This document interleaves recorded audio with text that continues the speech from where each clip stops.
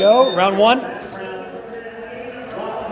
for years, and she has the grip strength and the pulling strength. This is a lot different than what you see a lot of people do.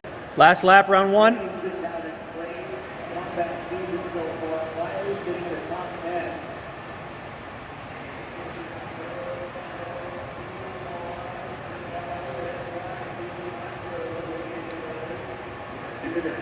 Okay, 21 monster rope flips. Best finish of the competition, right?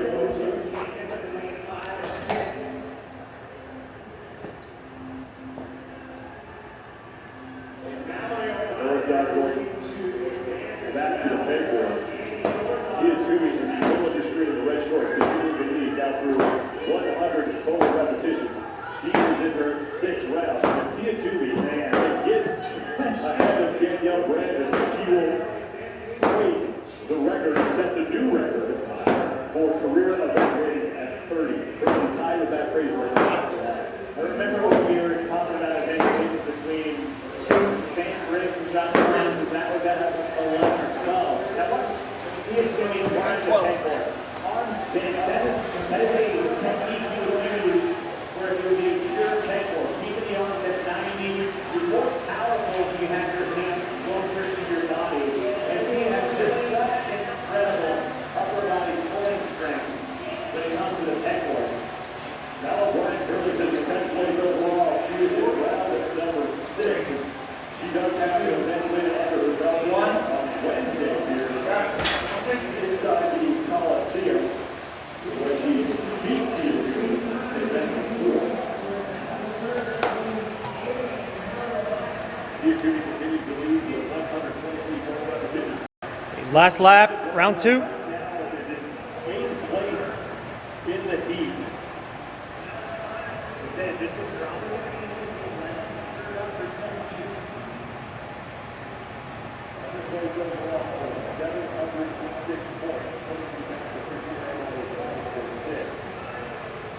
All right, rope flips.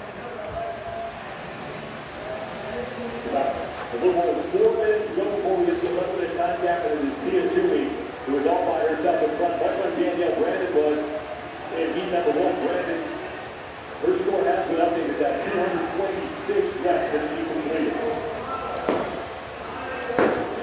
Now, Tia Toomey is no longer gaining time on Laura Horvath.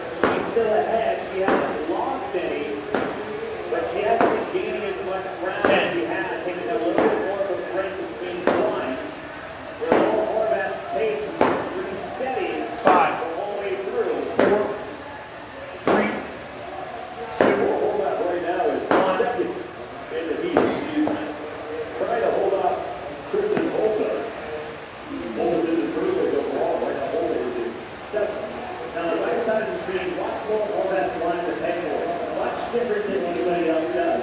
That's a climbing technique. A lot of climbers, when they're moving up a rock wall, they'll have their arms extended with a very loose grip on their hands to save their forearms and shoulders.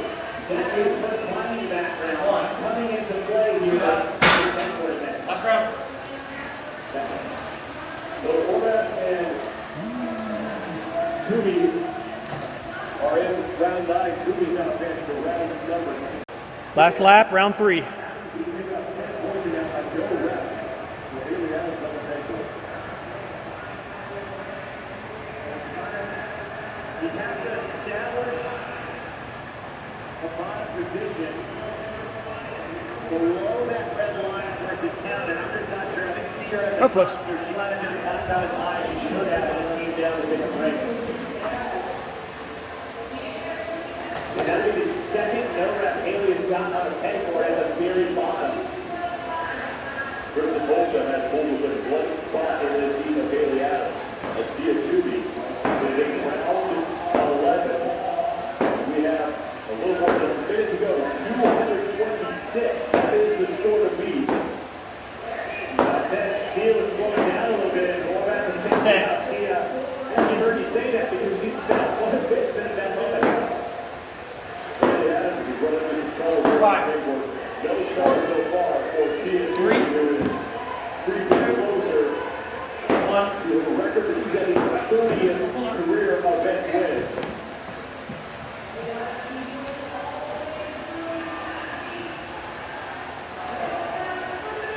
And they have now stands at 30 wins for Tia Toomey. Now she's just trying to run up the score. 20 seconds to go, and Toomey's going to hit the headboard. 4, 3. She doesn't have anybody next. She didn't care. She's rising herself out here. Toomey to the top down. 2, 1, go.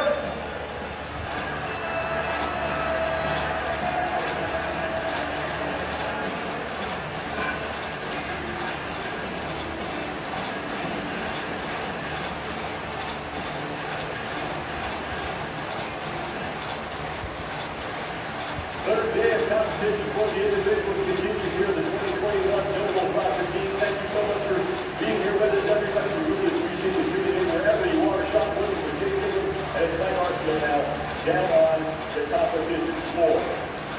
Overall standings after 10 events is Justin Medeiros, who has an 87-point lead over Pat Heller, who has gone from 35th after event 1 down up to 2nd.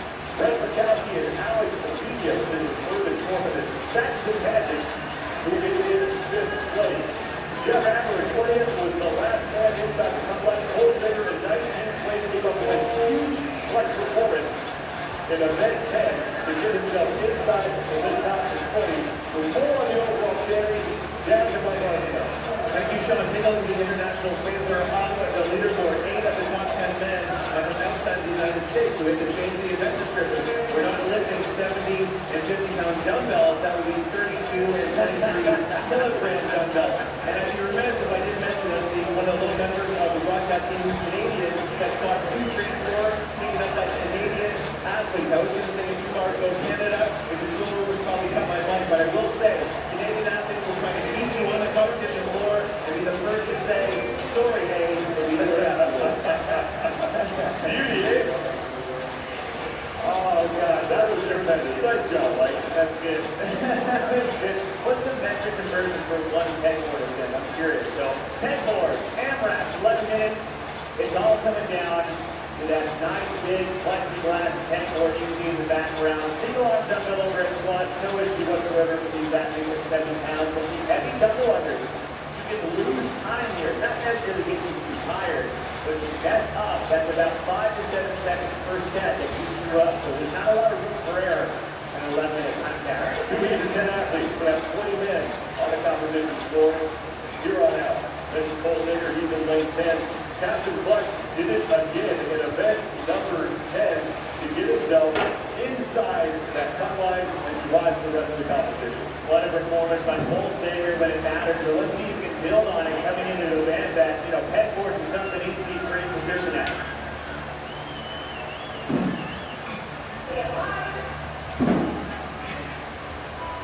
We are underway. The last time that we had an AMRAP on this competition floor, it went really well for Noah Olson. It went very well for Noah Olson, and it wasn't for a man named Matt Fraser. Noah Olson would have won this event, but as far as the field that we have out here, Noah Olson is the best pegboard from 2019's triplet event that we had, basically after the last cut that we had in 2019. So look for Noah Olson. He really hasn't had a decent week. He's been hit and miss, kind of flashy, just kind of under the radar. I think being back in the Coliseum was an event he's familiar with that he should be very good at. Look for Noah Olson to make us black here in event number 11. Cole Sager, Scott Benson, Jeff Adler, and Travis Bear all after their second round. Scott Banchak in the back now. Think about what Hendricks is dealing with. What does that mean? Squats are really not an issue for him. Headboard, obviously, it's all upper body. But I'm curious how the heavy throwing is going to affect that bounding impact on his knee. Visit AmericanAthletic.com to take advantage of their discounted handstand obstacle course. Great at the same great quality equipment you see the athletes on the floor right now. things that really do hurt you when you do have any type of knee injury is impacting running, box jumps, double unders are probably the least impactful for that nice light little bounce of the balls with your feet. So I think this is another event that Scott can use to buy himself some more points to get a buffer against an event that they do hurt him later in the weekend.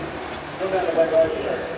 Here's really on what Chase just said. When I spoke to Scott earlier in the weekend, he said the three movements that he wanted to avoid was jumping, which you just covered, Chase, and he gets side to side for a quick acceleration. So as long as he can avoid those three, he should be set up for a pretty good weekend. But Chase, there's the reason why, exactly why these double unders won't be as stressful on that injured participant.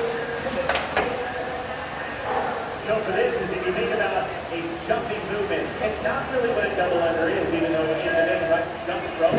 What I usually tell my athletes who have an issue with double unders or jumper myself, it's more of a bounce.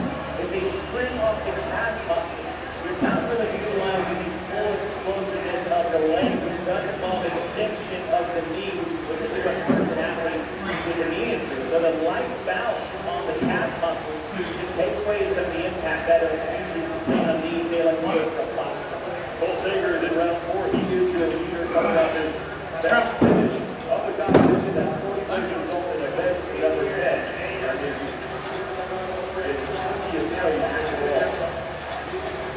Sager's big benefit here is that he has such good positioning on the overhead squats.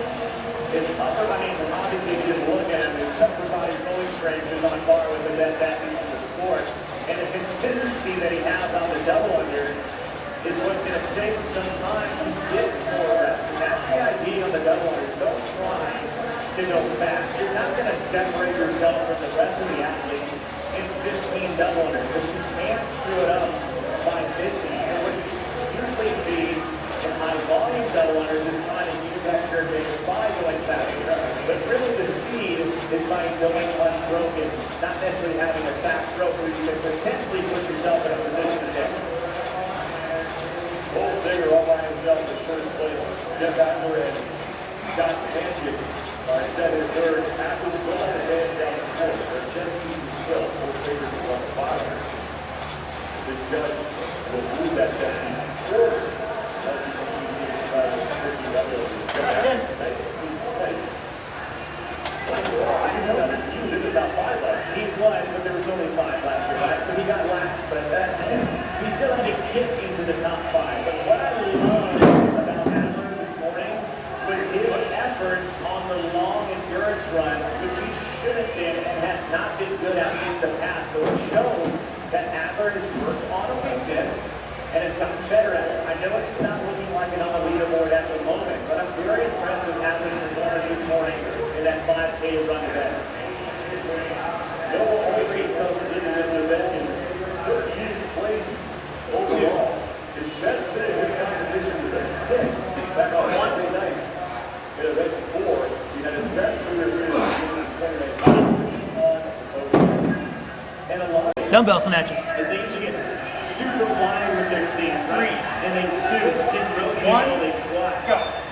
That's a big advantage for Cole Sager based on his mobility and positioning to make those overhead squats much less taxing on the body as it would for someone who doesn't have that. 10. Cole Sager is out to round 12. 40 seconds to go. Scott Panchik's trying to hold off Jeff Adler for second. Panchik has just finished his ascent on the wall and is onto the dumbbell wall. Jeff Adler has just gotten to the top of the paper. He's on the left side of your screen with all 2. Panchik to the dumbbells. Cole Sager with 20 seconds to go. It's back on the dumbbell and may get to the jump roll. He'll get there. It's a matter of how many he gets when he does. Now he's just going to try to get as many reps as he can here at the end. It's close. He could get on 15. 10. And Cole Sager is making a charge here on day 3.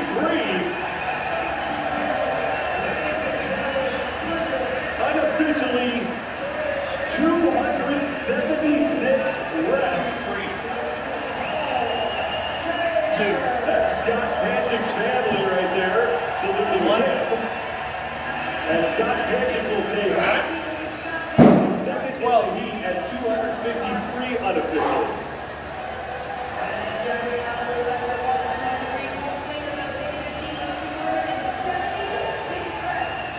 Scott Hansen already has 2 event wins here at the CrossFit Games. And Paul Sager now looking for his first of the competition. First of all, Paul Sager has the appropriate attire for a pegboard event, going sleeveless in an upper body pulling movement. But Paul Sager never kept off the pace. But I really like the back and forth between Scott Panchik on the right and Adler on the left. But the positioning and the ease that was the overhead squats for Paul Sager. Never missing on the double under. So what does that do? It gives him more time to do things like this. He had to be the comeback kid to get into the top 20. That's the Sager-tooth Tiger. Now that he's in it. 276 reps unofficially for Cole Sager. Scott Panchik at 253 a second. And Jim Adler finishes third. No holes in your voice done. Rounding out the top 5 with 1 heat to go. And Sager will wait and see if that time will survive an assault from some very talented athletes in the second heat. The overall leaders will be on the competition for the Paul Sager team in the 20th place overall, as we've been talking about with the team over here. The points system is a little different. They make up big chunks very quickly. Once again, the standing down the 10 events, it's Justin Medeiros, who is your overall leader by 87 over Pat Miller. Brett Mikowski sits in 3rd, and it's Alex Villa in 4th. Paul Sager,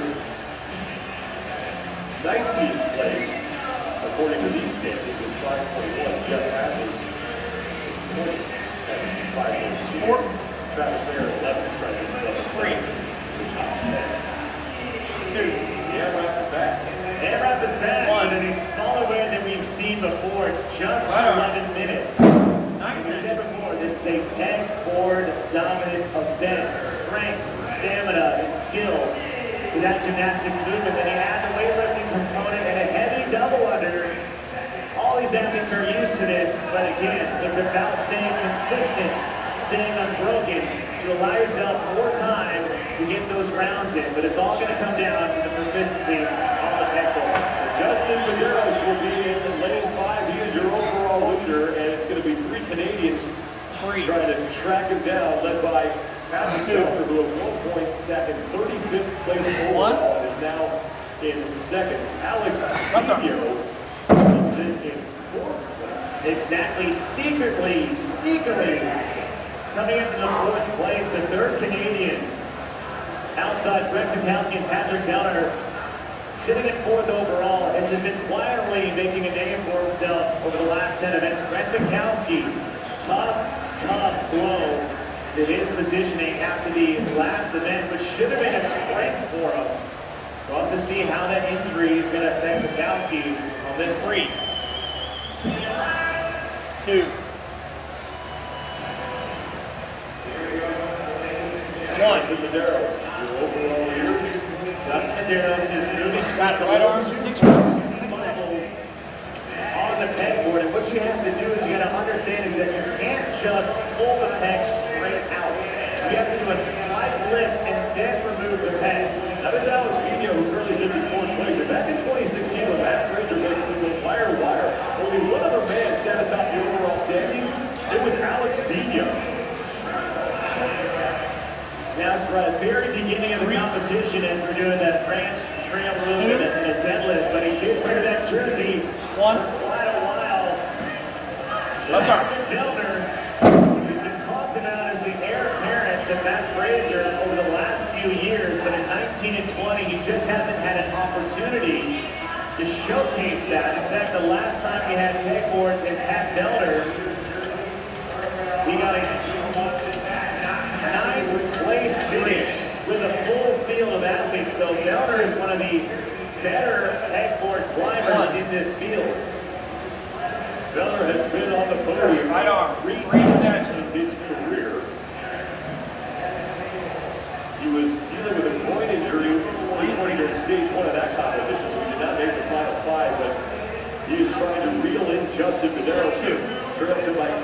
7 points in the overall standing. Madero's from 824 points, 737. Bukowski has actually moved up ahead of Felder. What I'm watching is Justin Medeiros has already tripped up a few times on double unders. BKG, one of those athletes that hasn't really